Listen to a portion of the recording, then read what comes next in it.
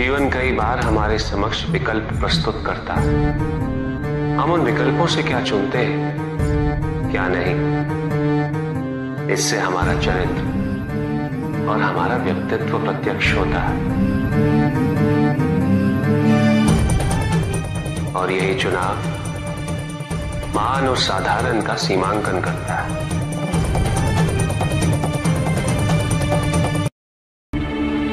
किसी के उत्थान का आधार नहीं बन सकता।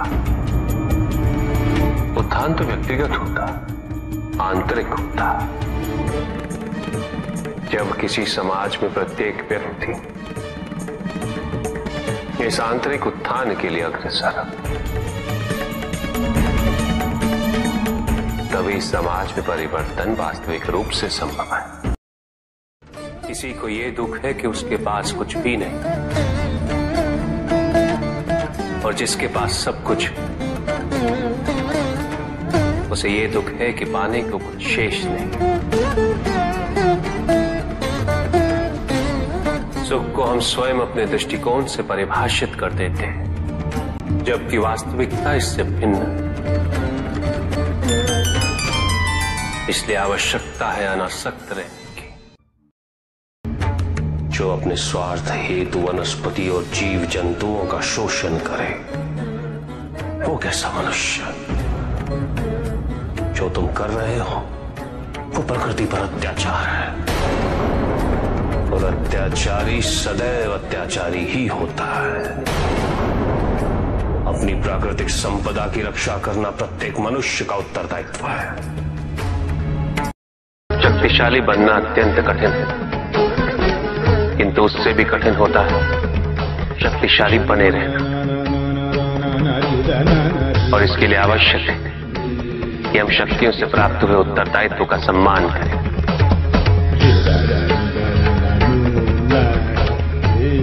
अन्यथा हम स्वयं पर निरंतर खो देते हैं, और यह हमारे पतन का कारण बनता है।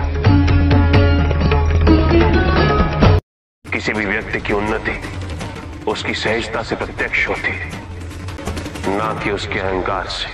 अहंकार हमें स्वयं की दृष्टि में बड़ा अवश्य बना देता, किंतु दूसरे की दृष्टि में हमारा ओछापन प्रतीत होता है। हमारे व्यक्तित्व के दोष उसकी अपरिपक्वता का प्रतीक है यह अहंकार। शक्तिशाली हो जाने का अर्थ ये नहीं कि तुम अपने उत्तरदायित्व से मुक्त हो गए हो। शक्तियों में वृद्धि के साथ उत्तरदायित्व और भी बढ़ जाता है। एक महासागर में एक छोटी सी नौका तब तक नहीं डूब सकती जब तक महासागर का जल उसमें भर नहीं जाता।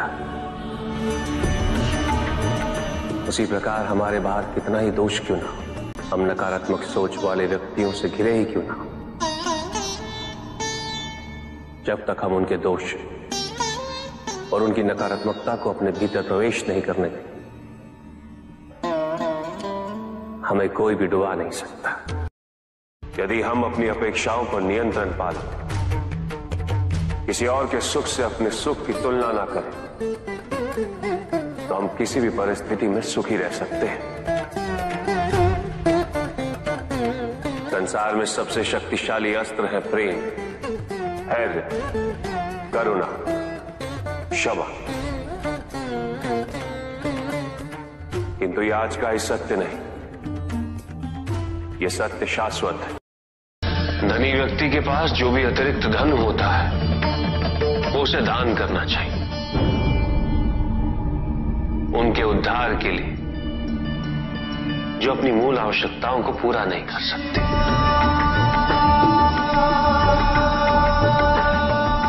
ऐसा करने से संसार में समानता होगी,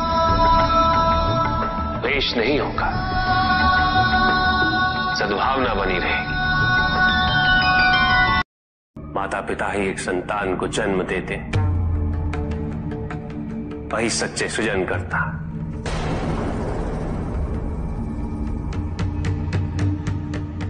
जो अपने माता पिता की निस्वार्थ सेवा करे, जो सच्चे मन से उनकी श्रद्धा रखता,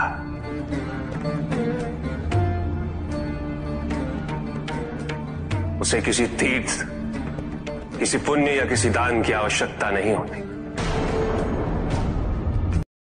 ये रहस्य नहीं कि वह प्रत्येक आत्मा मुक्ति की इच्छुक होती है।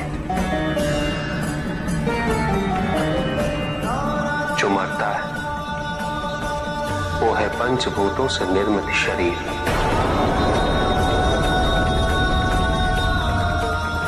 किंतु आत्मा तो अजर है, अमर है।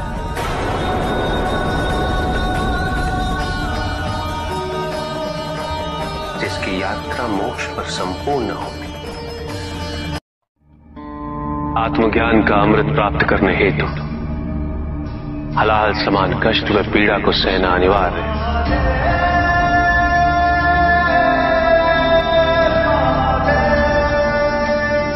जो मनुष्य इसे स्वीकार्य नहीं करेगा वो आध्यात्मिक पद तक नहीं पहुंच सकता।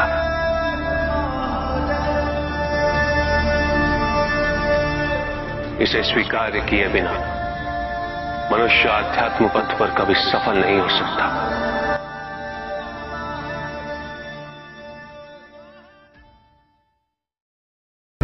कुछ भी सुनने और समझने के लिए मन का मौन रहना आवश्यक है, किंतु मन मौन रहना नहीं जानता। वो तो निरंतर कुछ ना कुछ कहता रहता। प्रतिपद शब्दों का आक्रमण चलता रहता है मन पर,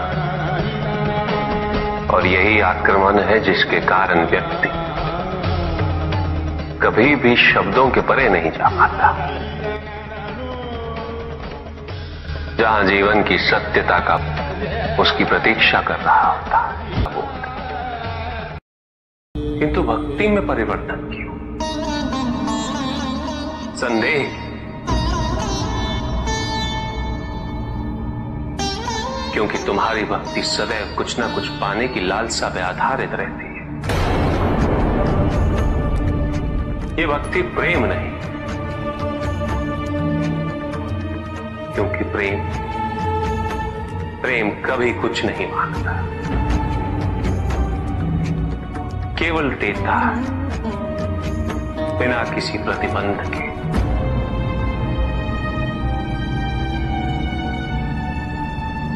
और वही प्रेम को परिपूर्ण भी करता है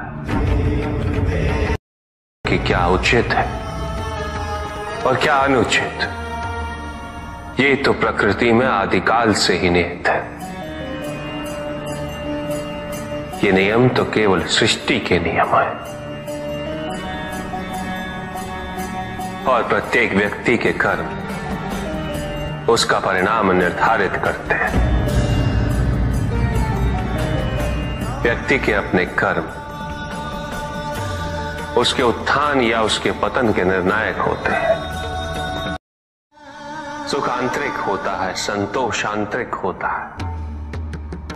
उन्हें बाहरी तत्वों से रेखांकित और परिभाषित नहीं किया जा सकता, आकार से नहीं पाया जा सकता।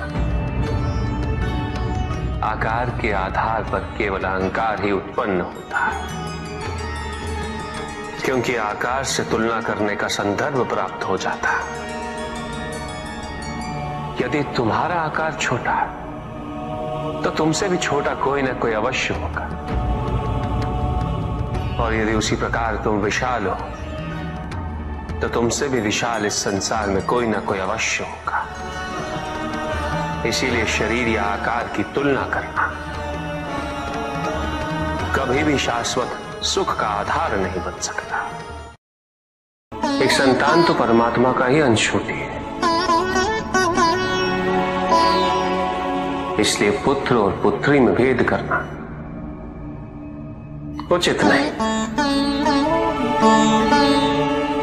किंतु तब भी कुछ व्यक्ति ऐसी मूर्खता कर बैठते क्योंकि वो कन्या की महिमा से अपरिचित है, क्योंकि वो ये समझ ही नहीं पाते कि कन्या का सम्मान करना प्रत्येक व्यक्ति का धर्म है,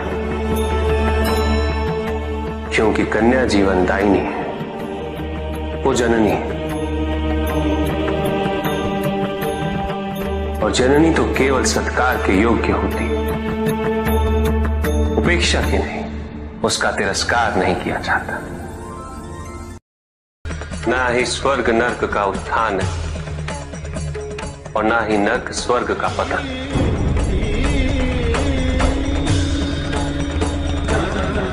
इस क्षण हमारे भीतर के नर्क का अंत हो जाए,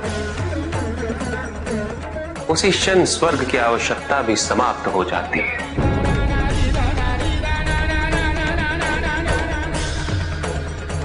क्योंकि स्वर्ग तो केवल नर्क के कष्ट भोगने वाले का स्वप्न है, अभिलाषा है।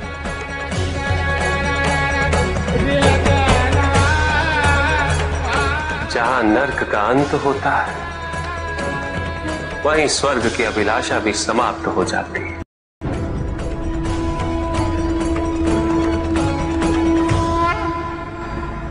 और जहां स्वर्ग और नर्क का भेद ही मिट जाए, वही अवस्था मुक्ति, मोक्ष।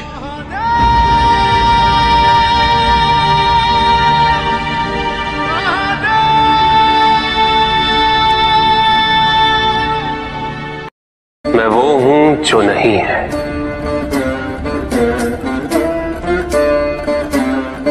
जो नहीं है वो मैं हूं।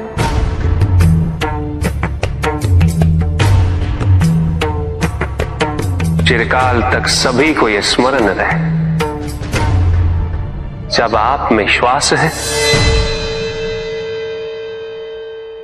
तो मैं आप में हूं।